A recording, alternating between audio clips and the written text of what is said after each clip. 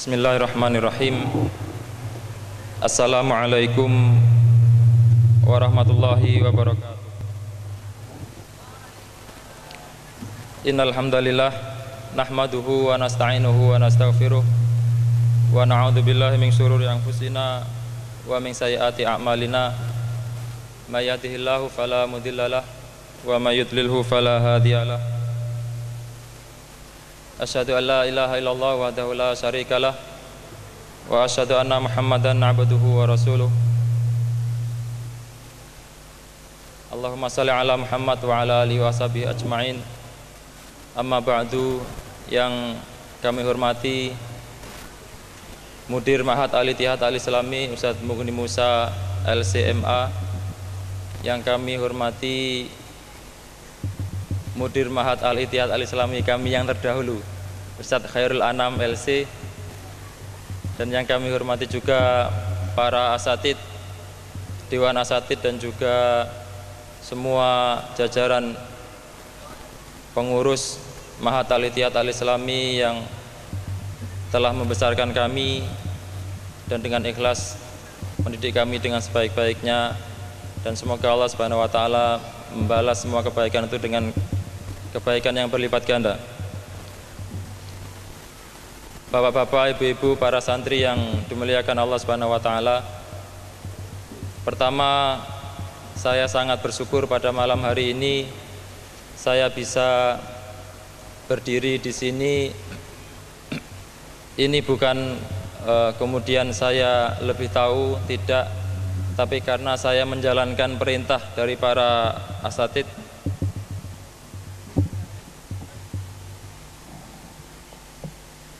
Dan mudah-mudahan kehadiran saya pada malam hari ini bisa memberikan semangat nantinya atau motivasi kepada adik-adik saya yang baru lulus. Dan insya Allah pada malam hari ini saya tidak akan bukan gitu.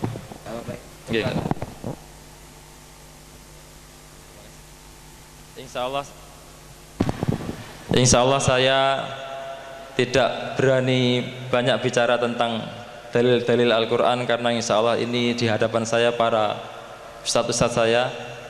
Tetapi mudah-mudahan apa yang saya sampaikan ini nanti menjadi bekal secara umum dan juga nantinya teknis. Khususnya saya hadirkan untuk para alumni, adik-adik saya pada malam hari ini yang diwisuda, dan mudah-mudahan adik-adik kami berikutnya. Pertama, saya mengingat nasihat para ustadz kami dulu di pesantren, bahwa dalam menuntut ilmu kita harus ikhlas untuk mengharapkan ridha Allah Subhanahu wa taala.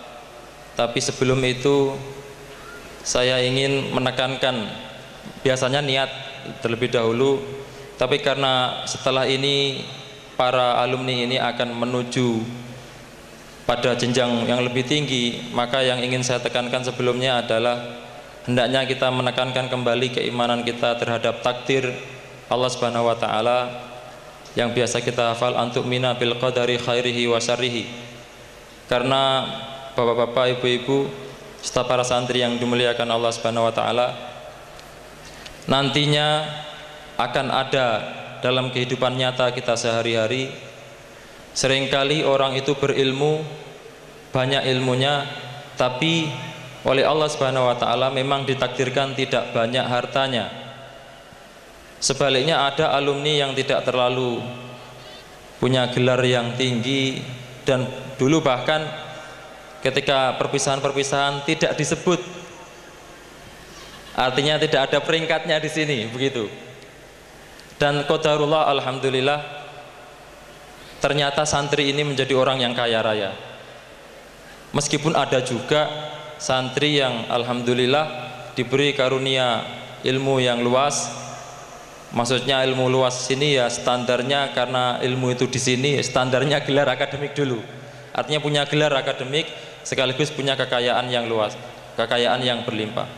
Maka ini perlu kita tekankan di sini supaya nanti ada kesamaan pada diri kita, bahwa yang terpenting kita para santri adalah berusaha sekuat tenaga untuk meraih kebahagiaan dunia dan akhirat. Adapun kalau qadarullah kita diuji oleh Allah dengan sedikit kekurangan, baik itu gelar akademik ataupun harta ataupun hal yang lainnya, maka kita terima sebagai bentuk qanaah kita dan sebagai bentuk keimanan kita kepada takdir Allah Subhanahu wa taala. Saya menyampaikan hal ini bukan kemudian mengulangi kembali para asatid, tetapi saya melihat nanti imbasnya adalah kalau tidak kita bangun pemahaman ini secara bersama, khususnya di kalangan para alumni satu angkatan, nanti dilihat saja ketika reuni. Kalau tidak kita bangun pemahaman seperti ini di satu angkatan itu, biasanya kalau reuni itu yang hadir, yang alhamdulillah qadarullah, yang menonjol-menonjol saja. Mungkin qadarullah tidak menonjol harta tapi dapat gelar akademik, atau tidak punya gelar akademik tapi punya keluasan rizki. Ini berani datang ke pesantren dan berani nyalami para asatidnya. Tapi untuk santri-santri yang tidak punya itu semua, kalau pemahamannya salah tentang takdir ini, atau bukan salah tapi kurang pas dan tidak dibangun bersama di kalangan teman-temannya satu angkatan, ini seringkali tidak mau datang ketika acara reuni-reuni yang diadakan baik satu angkatan ataupun reuni umum di kalangan para alumni yang diadakan berapa tahun sekali. Oleh karena itu, adik-adikku khususnya, ini yang harus kita bangun, keimanan kita kepada takdir ini, bahwa kita memang sudah punya takdir, hanya nanti memang kita berpegang pada hadis kulun muyassar lima khuliqa lahu. Setiap kita akan diberikan kemudahan jalan pada apa yang akan ditakdirkan pada kita. Kemudian yang kedua, baru setelah itu, kalau kita sudah membangun pemahaman ini bersama di kalangan satu angkatan para santri khususnya, dan juga bahkan kalau perlu didoktrinkan kepada seluruh santri, hal yang terpenting baru kemudian adalah kita niatkan ikhlas untuk hanya mengharapkan ridha Allah Subhanahu wa taala dalam menuntut ilmu. Dan kita tahu bahwa sekali lagi ukuran kebaikan pada diri kita itu bukan berapa banyak harta kita ataupun berapa banyak anak kita, meskipun itu juga perlu, tetapi lebih dari itu adalah berapa baik iman dan amal soleh kita. Seperti yang saya yakin para santri sudah sering membaca dan bahkan menghafalnya, Allah berfirman, a'udzubillahi minasyaitonirrajim, qul inna rabbi yabsutur rizqa liman yasha'u wa yaqdir walakinna aktsaran nasi la ya'lamun wa ma amwalukum wala auladukum billati tuqarribukum 'indana zulfa illa man amana wa 'amila salihan faulaika lahum jazaa'ud dhi'fi bima 'amilu jazaa'ud dhi'fi bima 'amilu wa hum fil ghurufati aminun.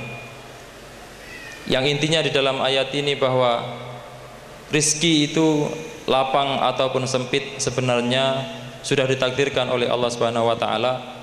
Hanya seringkali kita berbangga diri tatkala mendapatkan takdir baik yang akhirnya menyebabkan saudara kita yang qadarullah masih di posisi takdir buruk tidak berani muncul. Ini yang kita tidak inginkan. Karena itu yang harus kita bangun di kalangan kita para santri adalah bahwa santri yang berhasil itu adalah siapa yang kokoh imannya dan amal solehnya, terlepas kemudian dia pada saat itu masih diuji, mungkin tidak punya gelar akademik ataupun tidak punya harta yang melimpah. Syukur alhamdulillah kalau kokoh iman dan amalnya, kemudian dia juga dikaruniai gelar akademik ataupun harta yang melimpah. Dan ini juga saya sampaikan di sini karena nanti para adik-adikku khususnya, ketika Anda akan memilih jurusan, nanti ini ada kaitannya. Bapak-bapak dan para santri yang dimuliakan Allah Subhanahu wa taala, saya tahu persis sebagian teman-teman saya itu ketika dulu setelah sarjana mengeluh. Padahal ini baru kuliahnya di dalam negeri. Setelah lulus beberapa tahun itu SMS-an. Wah, kan orang Jawa Pak ya. Wah, ndak sumbut, kuliah bayar larang, berkerja gaji ini 500.000. Ndak sumbut, kuliah biaya mahal, setelah itu bekerja gajinya 500.000. Maka bagi kita ini menghilangkan pahala akhirat kita dan juga menghilangkan kemuliaan ilmu itu sendiri. Padahal tadi Ustaz Khairul Anam bilang bahwa dengan ilmu kita bisa meraih surga Allah Subhanahu wa taala.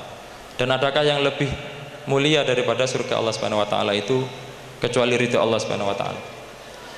Nah, maka dari itu daripada kita berspekulasi dan nanti kecewa dunia akhirat, maka lebih baik sejak awal sekarang ini sebelum kita mau menetapkan jurusan nantinya, kita bulatkan saja tekad pokoknya ikhlas untuk mengharapkan ridha Allah dan iman pada takdir Allah. Setelah itu nanti kita pelajari bersama-sama cara dan jalannya, bagaimana supaya mudah-mudahan kita akhirat kita utuh mendapatkan ridha Allah dan dunia kita tidak terlalu berat, atau kalau bisa bahkan berhasil dengan baik.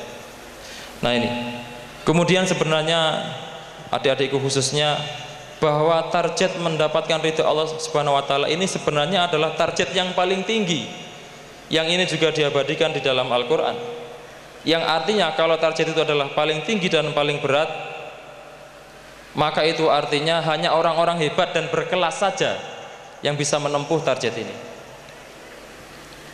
Karena itu kalau kita alumni santri ini sudah punya niat ikhlas nanti ketika kuliah, maka insya Allah kita adalah orang-orang yang hebat dan berkelas. Karena itu percaya dirilah. Alumni Camplong di Mesir ada, alhamdulillah. Di Unmuh Malang ada. Dulu saya ingat saya ketika saya masih kuliah di Unmuh Malang, kakak kelas saya itu berturut-turut alumni Camplong itu prestasi semua. Jadi alumni Camplong, kakak kelas saya, ranking 1. Ada adiknya kelasnya lagi ranking 1. Sehingga ketika saya masuk pada waktu itu sudah enak saja jalan. Dari mana Mas Camplong? Teman-teman sudah takut. Alhamdulillah, padahal saya tidak seperti kakak-kakak kelas saya. Tapi karena terdorong seperti itu, akhirnya banyak kesempatan diberikan. Ketika ada apa-apa, wis alumni Camplong aja, wis alumni Camplong saja. Sehingga ini alhamdulillah memudahkan saya, sehingga pun akhirnya juga ada prestasi-prestasi yang bisa saya raih meskipun barangkali tidak sehebat kakak-kakak kelas saya. Nah, karena itu sebenarnya kalau yang saya lihat bukan kita hebat dalam hal apanya, tapi mudah-mudahan karena insya Allah alumni Camplong ini lebih ikhlas karena dididik oleh para asatid yang juga insya Allah jauh lebih ikhlas dibanding para santrinya.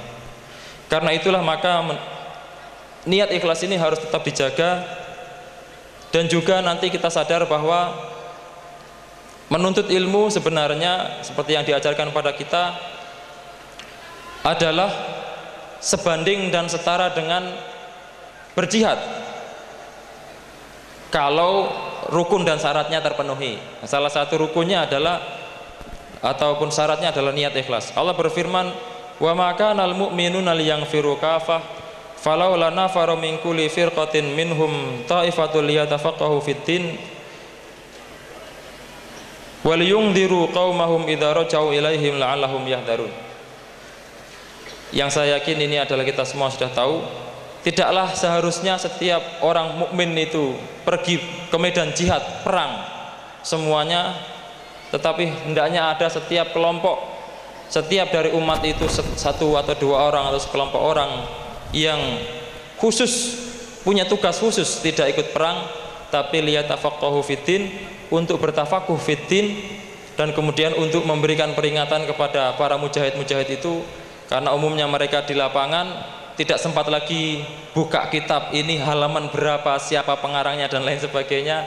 Maka tentu ini adalah tugas para ulama-ulama yang khusus menggeluti bidang keilmuan itu. Nah, maka kalau dari ayat ini, maka ketika kita menuntut ilmu nanti sebenarnya sama status kita dengan mujahid fisabilillah insyaallah, asal niatnya ikhlas untuk mengharapkan ridha Allah Subhanahu wa taala. Karena itu ini hal yang sangat penting, dan sekali lagi ini nanti dampaknya sangat luar biasa. Kita ikhlas kurang saja itu insya Allah masih agak luar biasa dibanding tidak ikhlas sama sekali. Tapi na'udzubillah, lebih baik kita betul-betul ikhlas, karena sekali lagi ketika kita ikhlas itu berarti target setiap aksi kita dalam menuntut ilmu itu adalah target kelas teratas atau kelas tertinggi yang hanya orang-orang hebat yang bisa meraihnya. Maksud saya menyitir dari ayat Al-Quran, wa'adallahu al-mu'minin wal mu'minat jannatin tajri min tahtihal anhar khalidina fiha wa masakina thayyibatan fi jannati adn wa ridwanum minallahi akbar dzalika huwal fawzul adzim.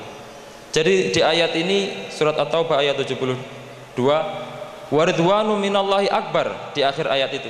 Setelah Allah memfirmankan bahwa kita orang-orang mukmin akan mendapatkan surga Allah Subhanahu wa taala, tapi ternyata ada karunia yang lebih dari itu, yaitu waridwanum minallahi akbar.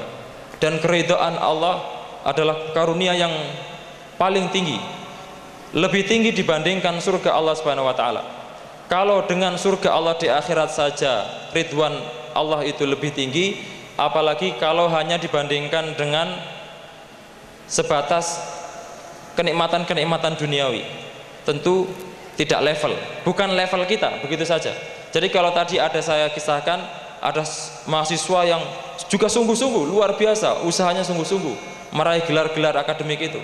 Tapi niatnya salah, setelah sarjana, kemudian melamar kerja, mengeluhkan honornya cuma 500.000, karena dihitung nanti, wah biaya kuliah selama 4 tahun, butuh 10 tahun untuk kembali, seperti itu misalnya, na'udzubillah min dzalik. Tapi kita tidak usah berharap seperti itu. Pokoknya ketika kita niatkan nawaitu untuk kuliah lebih tinggi lagi dari santri menjadi mahasiswa, maka kita adalah target kita adalah keridhaan Allah, waridwanum minallahi akbar. Dan keridhaan dari Allah Subhanahu wa taala itu lebih besar daripada semuanya. Ini yang berikutnya. Kemudian bapak-bapak, ibu-ibu, para wali santri dan juga adik-adik saya khususnya, berikutnya saya ingin menyampaikan hal teknis, karena ini tadi membina insan akademis. Saya berharap semua alumni ini nanti semua bisa kuliah, tidak 90% atau 95%, tapi seluruhnya bisa kuliah sampai sarjana minimal. Dan nanti mari kita coba kaji bersama tentang langkah-langkah yang mudah-mudahan bisa membawa kita pada kuliah itu. Ini saya ingin berbagi pengalaman, karena alhamdulillah qadarullah, saya dulu sama dengan adik-adik saya ini berbekal dari ilmu yang diajarkan para ustadz. Alhamdulillah saya ditakdirkan oleh Allah mendapatkan beasiswa mulai dari S1 sampai S3. Yang tadi mohon maaf saya belum, disitu ditulis MPDI karena memang saya belum selesai S3, baru proses disertasi, mudah-mudahan bisa berjalan lancar. Ini tentu tadi saya sampaikan di awal bahwa ini adalah karena takdir Allah Subhanahu wa taala. Baru kemudian setelah itu kalau ingin ditanya bagaimana teknisnya, mudah-mudahan ini saya bagikan apa yang saya alami, pengalaman saya, mudah-mudahan bisa memberikan gambaran dan langkah-langkah teknis yang tepat pada adik-adik saya ini nanti, sehingga bisa melanjutkan kepada jenjang yang lebih tinggi semuanya. Dan ini bukan masalah salah atau benar, tetapi hanya prediksi, mudah-mudahan tepat begitu. Pertama adalah yang harus diperhatikan oleh para alumni khususnya nanti ini adalah tentang jurusan apa yang akan kita ambil. Karena saya yakin para santri ini yang baru akan diwisuda malam ini itu gundah gulana ngambil apa.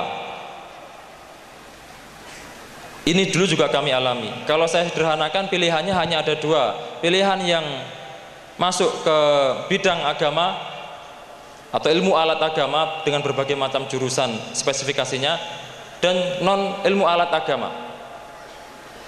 Maka yang harus kita perhatikan dari jurusan ini adalah, pertama, sebelum kita mengambil jurusan itu, satu hal yang harus kita pahami, bahwa sebenarnya kita ini nanti itu sebenarnya cukup mengambil satu peran saja dari berbagai macam peran-peran keilmuan yang ada. Jadi maksud saya peran adalah nanti di sana ada ahli pendidikan Islam, ada ahli kedokteran, ada ahli teknologi dan lain sebagainya. Yang ini semuanya insya Allah pada asalnya sama. Tidak usah kita rendahkan salah satu ilmu dan kita unggulkan ilmu yang lain, kecuali jika memang ada nasnya. Kalau tidak ada nasnya, tidak usah direndahkan atau ditinggikan ilmu-ilmu tertentu, karena ini sebenarnya hanya peran. Misalnya nanti SPDI, Sarjana Pendidikan Islam, dia memang punya ahli dalam pendidikan. Nanti yang lain manajemen, ya berarti dia punya ahli manajemen. Nah, ini yang satu hal yang harusnya kita pahami terlebih dahulu. Kemudian setelah kita sebenarnya hanya mengambil satu peran, maka yang harus kita pahami adalah posisi kita saat ini. Saat ini kita insya Allah masih sama kelulusannya, yaitu MAK, Madrasah Aliyah Keagamaan. Maka secara linier kita akan lebih mudah jika kita melanjutkan ke pendidikan yang juga sama, yaitu yang jurusan agama. Karena itu mohon dipertimbangkan betul-betul tatkala kita ingin mengambil jurusan non ilmu alat agama. Karena itu artinya kita akan memulai dari awal, dan kita akan bersaing di kelas baru itu, di mana teman-teman kita sudah punya ilmu dasar yang lebih mumpuni dibandingkan kita. Kalau kita memang nanti menjatuhkan pilihan pada ilmu non alat agama, maka kita harus bulatkan tekad dan kuatkan semangat untuk lebih gigih belajar nantinya dibandingkan dengan teman-teman kita. Nah, kemudian hal yang lain berkenaan dengan jurusan umumnya adalah ilmu yang ilmu alat agama, biaya kuliahnya lebih murah. Ini juga harus menjadi pertimbangan, karena setiap kita kondisinya berbeda. Syukur alhamdulillah kalau semua santri ini adalah orang-orang yang kaya, yang bisa milih jurusan apa saja dan tidak ada kendala biaya.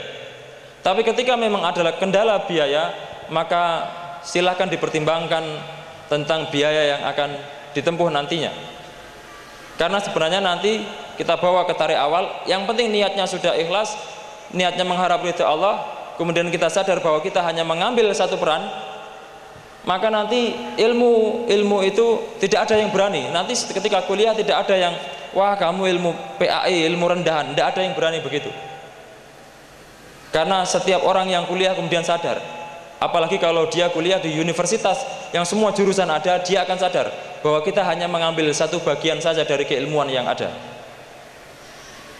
Dan bahkan kalau nanti mau dibawa ke masalah pragmatis, dan ini mudah-mudahan tidak ada, itu bahkan terkadang saat-saat ini jurusan pendidikan agama itu lebih menguntungkan. Saya pernah dapat keluhan teman saya di kuliah di S3 di UIN Malang itu, dia cerita gini, Mas, anak saya ini saya kuliahkan ke jurusan teknik di ITS kalau nggak salah. Setelah itu teman-temannya ada yang jurusan PAI di kampus-kampus IAIN yang itu murah biayanya. Setelah diangkat jadi PNS sama Mas gajinya. Wah, penak neng IAIN murah, gajinya sama, tidak terlalu capek-capek. Ini pragmatis sekali. Tetapi kita insya Allah tidak seperti itu. Maksud saya, dibawa ke pragmatis saja, insya Allah jurusan kita ini masih bisa punya peluang-peluang yang baik. Apalagi tadi di awal kita sudah sejak awal kadung spesialisasi di jurusan agama kita, kemudian juga biaya-biaya lebih murah, dan kalaupun nanti kemudian kita terpaksa harus menggunakan ijazah itu untuk mencari rezeki yang halal, maka insya Allah kita juga tidak terlalu kalah dengan jurusan yang lain, kecuali kalau jurusan kedokteran iya. Tapi kalau sebatas jurusan manajemen, jurusan bahasa baik Arab, Inggris dan lain sebagainya, jurusan itu semua sama. Kalau apalagi larinya ke PNS nanti semua sama. Karena itu ini juga menjadi pertimbangan, minimal saya informasikan. Kemudian juga hal yang berikutnya adalah tentang kampus mana yang akan kita ambil, dalam atau luar negeri. Berdasarkan pengalaman saya pribadi, mohon maaf jika salah, kampus luar negeri dan dalam negeri itu insya Allah luar negeri lebih banyak kelebihannya, tapi pasti ada kelemahannya. Dalam negeri banyak kekurangannya, tapi ada juga kelebihannya. Setahu saya kampus luar negeri dari nilai-nilai ilmu sangat luar biasa. Artinya penguasaan terhadap ilmu yang menjadi spesialisasi mahasiswa itu sangat kuat. Tetapi kelemahannya karena ini di luar negeri, maka tentu dia tidak mengetahui kondisi lapangan yang ada di masyarakat Indonesia pada saat itu, minimal ketika dia pulang. Jadi dia harus belajar lagi tentang kultur, sosiologi masyarakat Indonesia dan lain sebagainya untuk nanti bisa menerapkan ataupun berdakwah di masyarakat.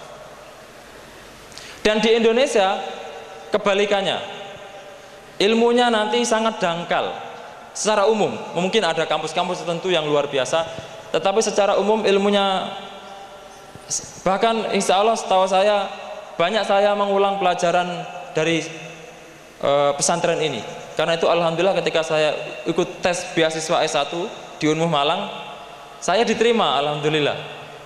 Dan adik-adik kelas saya ikut tes lagi diterima juga. Dan beberapa kali berturut-turut alumni sini itu diterima di beasiswa S1 itu. Nah, jadi kalau di dalam negeri memang keilmuannya agak kurang dibandingkan dengan keilmuan di luar negeri. Karena itu kita harus melengkapi diri dengan mengambil hal lain yang bisa nanti melengkapi kekurangan kita itu, yaitu biasanya kita tempuh jalur berorganisasi. Pilih saja satu atau dua organisasi yang ini sesuai dengan minat dan bakat kita dan tidak bertentangan dengan keilmuan kita. Tidak usah semua organisasi diikuti karena terlalu banyak, tapi satu dua kita ambil untuk nantinya kita menguatkan soft skill yang lain tentang berinteraksi dan bersosial dengan masyarakat ataupun dengan orang banyak. Ini untuk melengkapi, karena secara umum sekali lagi kampus-kampus di dalam negeri kalah ilmu dibandingkan dengan kampus-kampus luar negeri. Kemudian para orang tua, wali santri dan adik-adikku yang saya hormati dan saya banggakan, hal yang berikutnya adalah silakan mohon direnungkan kembali. Jika tadi ternyata jurusannya masih bimbang, pertama jurusan bimbang, kemudian kampus dalam atau luar negeri masih bimbang. Kalau itu ke luar negeri, umumnya insya Allah setahu saya alumni sini ke luar negeri itu tidak ada yang ke Amerika, ke Australia, belum ada. Adanya ke Timur Tengah, maka pasti ilmu alat agama. Nanti kalau kita milih ke dalam negeri, baru itu bimbang. Saya ambil jurusan ilmu alat agama atau non ilmu alat agama. Maka kalau saya boleh menyarankan, dan sebenarnya ini usul saya ke pesantren, mudah-mudahan kalau ternyata ada santri-santri yang punya minat ke ilmu non alat agama, maka coba dipahamkan saja, tidak selalu minat itu harus kita penuhi dengan mengambil jurusan, tetapi kita bisa mengambil ilmu itu secara otodidak. Jadi core kompetens kita atau inti keilmuan kita tetap ilmu alat agama. Baru kemudian di sela-sela itu ketika ada waktu luang ketika masa kuliah, kita otodidak belajar ilmu itu. Karena alhamdulillah saya melihat teman-teman saya, Ustadz Babullah ini core kompetennya syariah, tapi dalam hal desain. Ustadz Fakih core kompetennya syariah, tapi ahli dalam teknologi informatika, otodidak. Dan itu lebih baik menurut saya dibandingkan kalau kita harus membuang dasar ilmu, bukan membuang, artinya kurang memaksimalkan dasar ilmu alat agama kita dengan mengambil jurusan baru. Karena setahu saya, kalau tidak di backup pesantren, artinya bukan keluarga besar pesantren, orang-orang yang berkecimpung dengan ilmu baru yang itu non alat agama, nanti ilmu alat agamanya hampir tidak ada fungsinya sama sekali, kecuali hanya memang untuk amal soleh dirinya sendiri. Tetapi setahu saya teman-teman yang melibatkan dirinya setelah ini kemudian mengambil ilmu alat agama, meskipun nanti dia mengambil otodidak ilmu-ilmu alat lain, ternyata alhamdulillah ilmu alat agamanya ini bermanfaat untuk dia dan masyarakat, dan ilmu otodidaknya itu bermanfaat juga untuk diri pribadinya. Antisipasi jika terpaksa dia harus berwira swasta, karena nanti salah satu jurusan kita ilmu alat agama ini memang secara umum menurut penilaian awam tidak terlalu bisa mendatangkan uang. Karena itu kita harus melengkapi juga dengan ilmu alat yang lain untuk kita berwira swasta. Nah, karena itu ini adalah masukan saya, kalau bisa setiap alumni kita itu, karena saya masih melihat masih belum ada ratusan jumlahnya. Kalau putra sudah 300, putri 300 gitu, mungkin dipersilakan. Silakan kamu ambil jurusan manajemen, kamu ambil jurusan bahasa Inggris, silakan. Tapi kalau masih hitungannya puluhan seperti ini, saya pikir perlu diarahkan kepada ilmu alat agama semua. Karena meskipun kita lihat bahwa santri kita ini di sini banyak, tetapi sebenarnya kebutuhan masyarakat Indonesia terhadap para alim ulama yang seperti para santri sini insya Allah masih sangat banyak. Yang insya Allah kita punya ciri khas tersendiri. Kita didoktrin, diajarkan untuk kokoh dan berpegang teguh dalam masalah rasional dan logika yang kokoh. Dan ini menjadi benteng pelindung kaum muslimin secara umum, dan sangat disayangkan jika benih-benih yang sudah disirami dan usaha ditumbuhkan sebaik-baiknya di pesantren ini, setelah ini keluar nanti ngambil jurusan non ilmu alat agama, kemudian seringkali malah minder ketika ditanya, kamu dulu dari mana? Dari SMA swasta, begitu. Kalau sudah seperti itu, sudah alamat saja, nanti dia tidak menjadi orang yang berpengaruh di komunitas masyarakatnya atau perguruan tingginya itu. Dan saya yakin berat bagi dia untuk bisa berprestasi di ilmu barunya, karena dia kalah setat dengan mahasiswa yang lain yang sejak awal dia SMP, SMA lalu ngambil manajemen, SMP, SMA lalu ambil bahasa Inggris dan lain sebagainya. Karena itu sebenarnya usul saya pribadi, bagaimana agar para alumni kita selama masih jumlahnya puluhan ini, bagaimana didorong sekuat tenaga agar semuanya mengambil ilmu alat agama, dan mudah-mudahan setelah itu Allah Subhanahu wa taala memberikan jalan keluar dari persoalan nanti setelah lulus kuliah. Kemudian Bapak-bapak, ibu-ibu, serta para santri yang saya hormati dan saya banggakan, hal yang lain yang perlu juga kita pertimbangkan adalah masalah finansial atau keuangan kita. Jadi ini juga harus menjadi hal penting, karena ini kita berpikir rasional.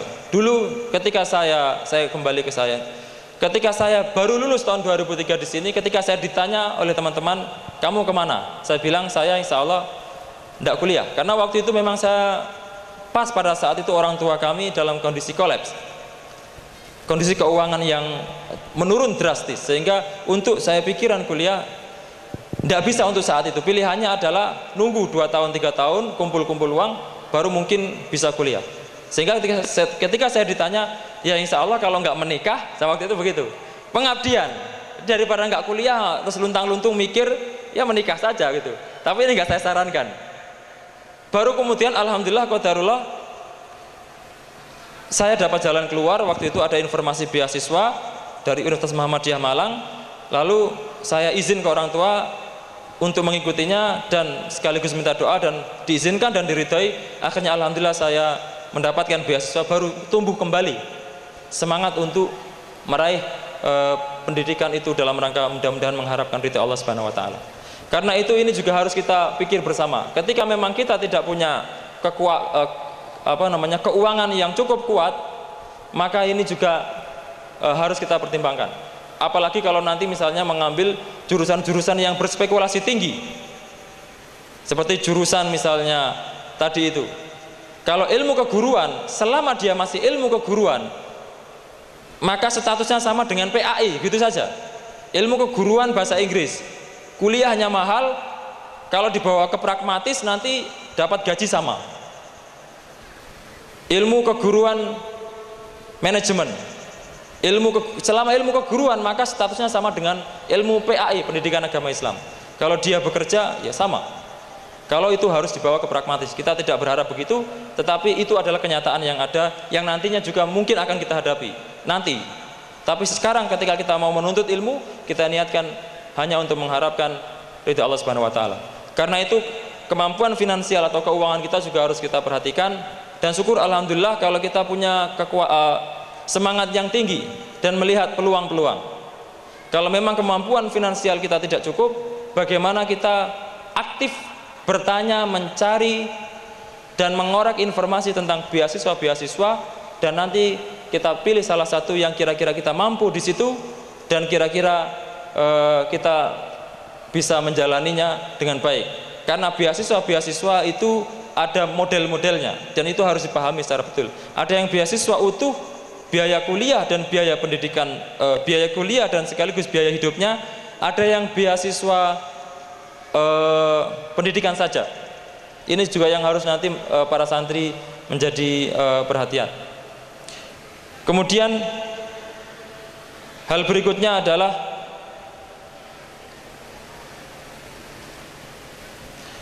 kalau memang ternyata beasiswa sulit dan kemampuan finansial kita juga belum mumpuni atau belum cukup, maka sebenarnya tidak masalah.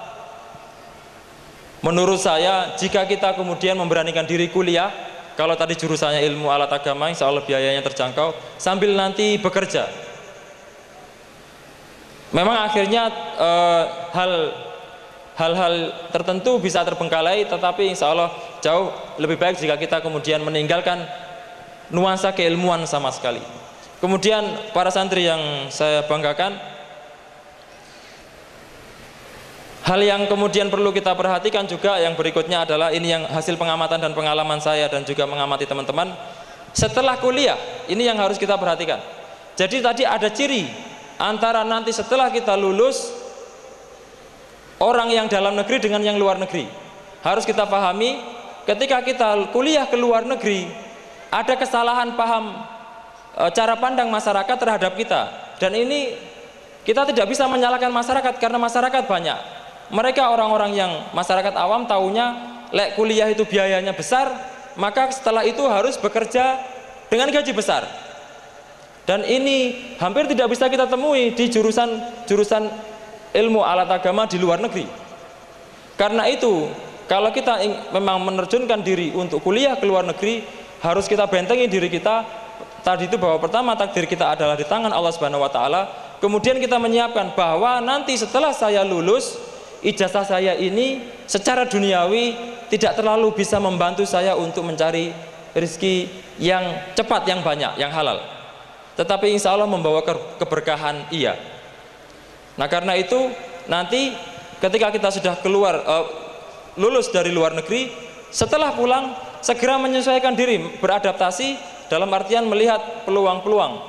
Kalau memang misalnya bisa berwira swasta sambil jalan tidak masalah menurut saya. Yang penting keilmuan kita tetap diamalkan, baik mengajar di pesantren ataupun di tempat-tempat yang lain. Sedangkan keilmuan dalam negeri biasanya secara keilmuannya dasar, tapi karena dia sudah sering komunikasi dengan masyarakat yang lain, komunikasi dengan instansi-instansi tertentu, malah peluang-peluangnya lebih banyak.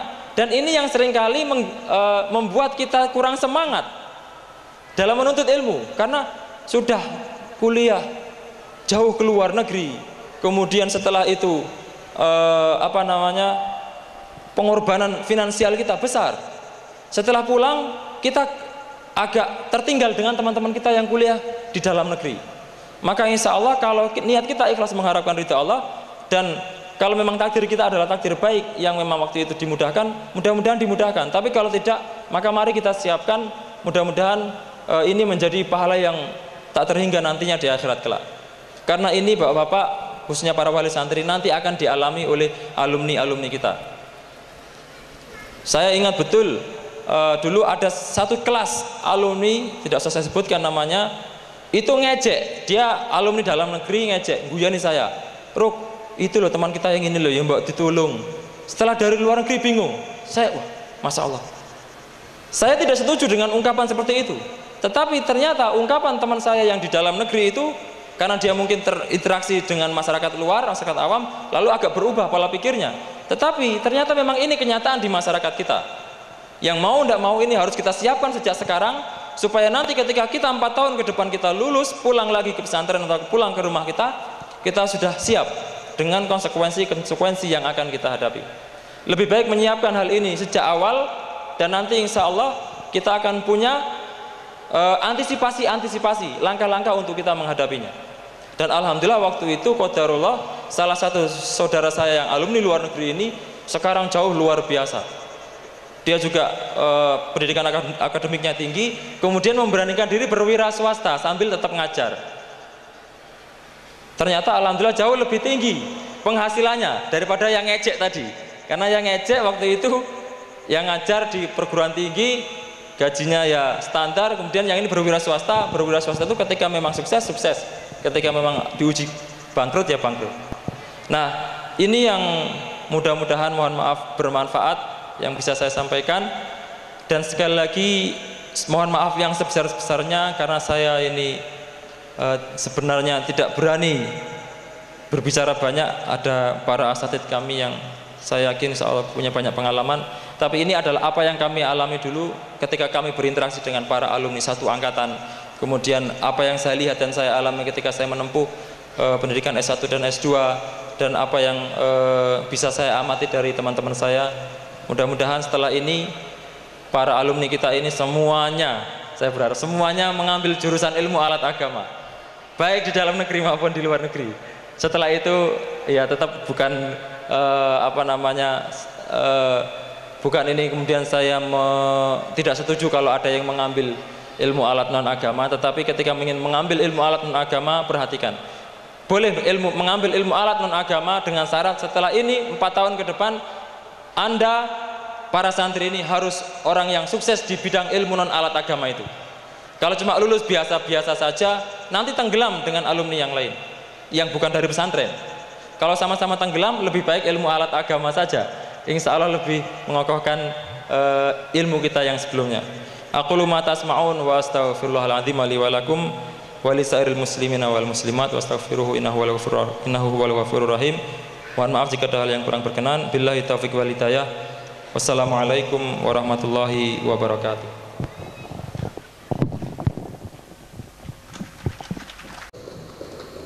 Kedua, Aditya Ilham Bahtiar, asal Malang. Judul penelitian biografi Ustadz Zubaidi ZA SPD. 3. Alif Sugoro, asal Samarinda. Judul penelitian biografi Ustadz Nur Mukhlis SPD.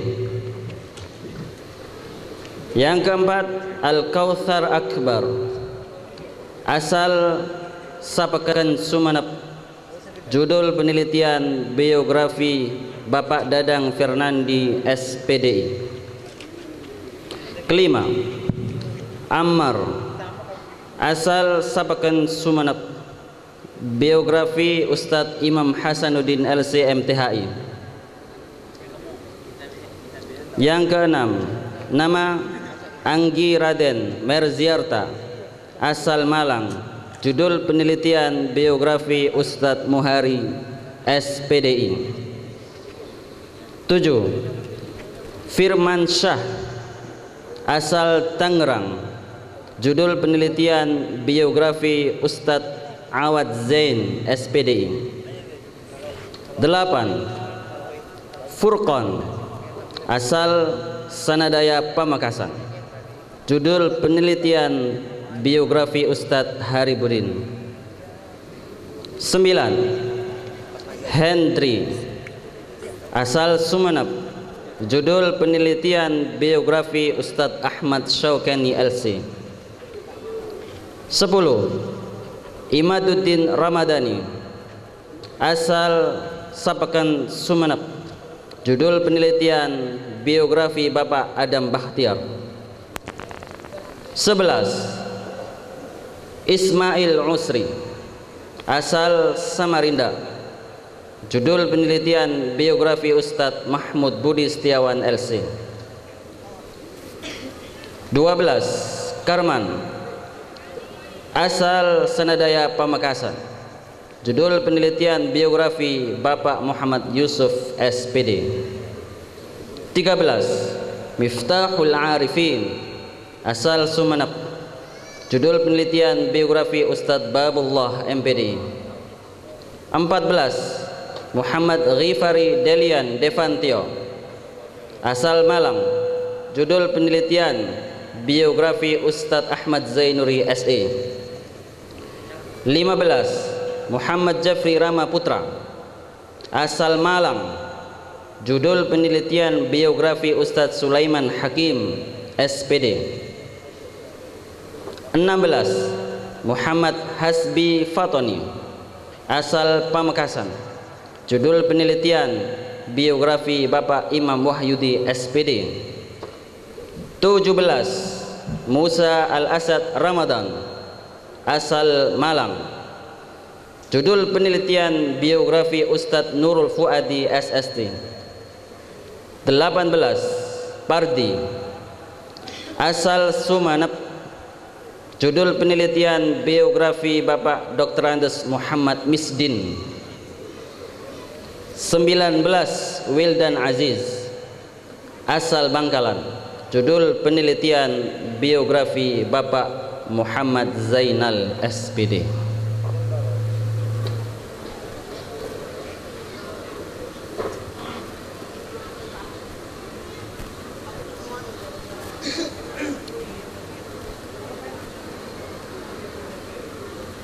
Biografi Bapak A. Ar-Rahman.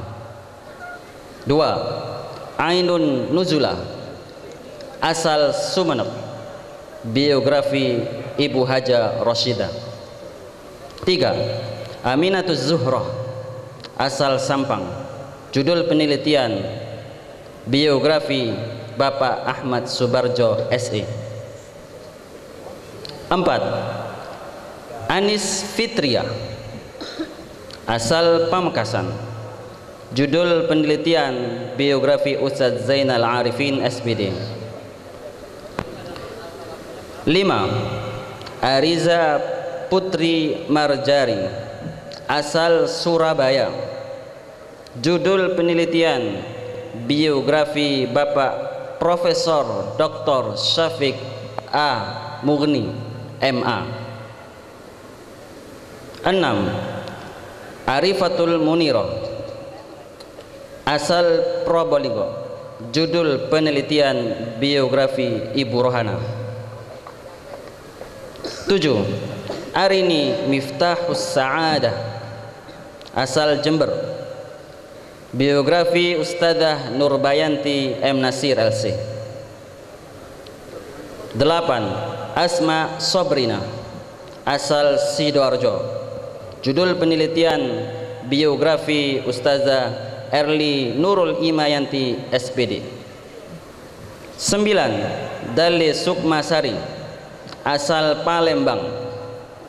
Judul penelitian biografi Ustazah Ruhul Wahyuni. 10. Dwi Izzaratul Ummah, asal Gresik. Judul penelitian biografi Bapak Dr. Andes Syafruddin Mujiono MMPD. 11. Elia Kamila, asal Pamekasan. Biografi Bapak Dr. Andes Suwadi. 12. Erlita Dwi Oktiana, asal Sumeneb.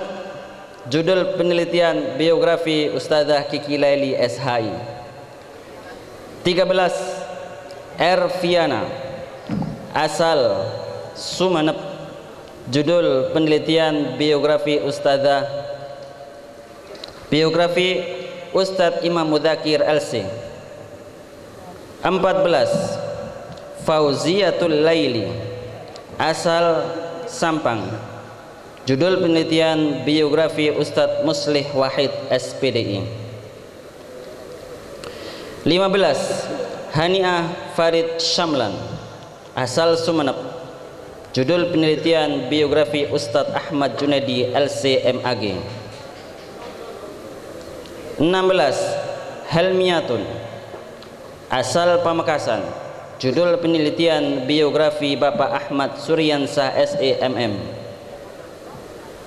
17. Imro'atus Salamah, asal Pamekasan. Judul penelitian biografi Bapak Nur Hidayat. 18. Jihan Nabila, asal Pamekasan. Judul penelitian biografi Ustadzah Dr. Andes Al-Fatihah. 19. Kiswatun Hasanah, asal Sumeneb. Judul penelitian biografi Bapak Mudhar SPD. 20. Lisa Umaimah, asal Sampang. Judul penelitian biografi Ustadzah Mujahidah Fitriah SPD. 21. Manis Ismi Aziz, asal Bangkalan. Judul penelitian biografi Ustadz Ahmad Khairul Anam LC. 22. Marji'ah Sakinah, asal Sulawesi. Judul penelitian biografi Ustadzah Sofi Mumtahana Ishaq. 23. Ya.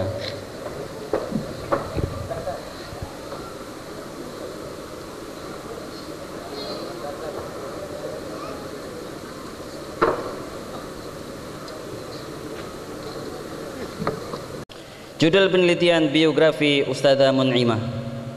24. Muflihah, asal Bangkalan. Judul penelitian biografi Bapak Dr. Andes Haji Muhammad Kamil MPDI. 25. Nabila Zahra, asal Pamekasan. Judul penelitian biografi Ustadzah Dia Wulansari SPD. 26. Nadirah, asal Pamekasan. Judul penelitian biografi Ustadzah Mariatul Jannah SPD. 27. Nazala Afina Rosyada, asal Bangkalan. Judul penelitian biografi Ustadzah Sakinatul Nufus SPD. 28. Nur Hanizah, asal Lamongan. Judul penelitian biografi Ustadz Alika Ramli LC almarhum. 29. Nur Hurin in Rumalutur, asal Surabaya. Judul penelitian biografi Ustadz Mughni Musa LC MAG. 30. Nurul Badriyatus Solihah, asal Pamekasan. Judul penelitian biografi Ustadz Umar Fanani BA. 31. Qaimah Lailiyah, asal Malang. Judul penelitian biografi Ustadzah Eka Prasetyarini SPD. 32. Riha Sa'adah, asal Sampang. Biografi Ustadzah Fitriana LC. 33. Rifdah Amani, asal Brebes. Judul penelitian biografi Ustadz Mujammi Abdul Musfi LC. 34. Riyadatus Solehah, asal Pamekasan. Judul penelitian biografi Bapak Eko Supriyadi SPD MPD. 35. Rizka Malvia, asal Sumeneb. Judul penelitian biografi Bapak Kurniawan Les Mananto SPD. 36. Rosalina Kumaladewi, asal Malang. Judul penelitian biografi Ustadzah Siti Wahidah LC. 37. Ruli Umniyatul Ummah, asal Sumeneb. Judul penelitian biografi Ustadzah Rizqiyah. 38. Salma Syakirah, asal Kalimantan Timur. Judul penelitian biografi Bapak Insinyur Nur Hasan Rahbini MT. 39. Siti Muti'ah, asal Kalimantan Timur. Judul penelitian biografi Ustadz Muhammad Azhari LC. 40. Siti Qomariyah, asal Sumeneb. Judul penelitian biografi Ustadz Ma'ruf Abdul Jalil. 41. Sulis Rahmawati, asal Pamekasan. Judul penelitian biografi Ustadzah Rahmanisha STHI. 42. Tuti Indarti, asal Gresik. Judul penelitian biografi Ustadz Wildan Solihi. Terakhir 43, Ummi Kulsum Mahfud Tupong, asal NTT. Judul penelitian biografi Ustadzah Alin Ikmalia SPD.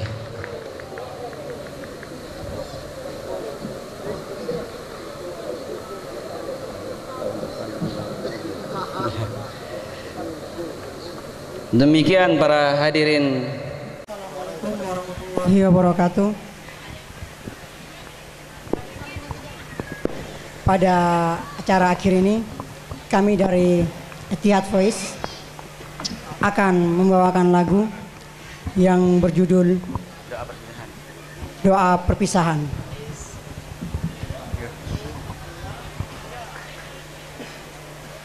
Pertemuan kita di suatu hari menitikkan dua yang sejati, bersyukurlah di atas ilahi, di atas jalinan yang suci. Namun kini perpisahan yang terjadi, dugaan yang menimpa diri. Bersabarlah di atas suratan, ku tetap pergi juang. Kan kutuskan salam ingatanku dalam doa, sudusku sepanjang waktu. Ya Allah, tabahkan hati hambamu mencari hidayah daripadamu dalam mendirikan kesabaranmu tanpa kemesraan, bersimpu padu kenangku di dalam doamu. Senyuman yang tersirat di bibirmu menjadi ingatan setiap waktu, tanda kemesraan bersimpu padu kenangku di dalam doamu. Semua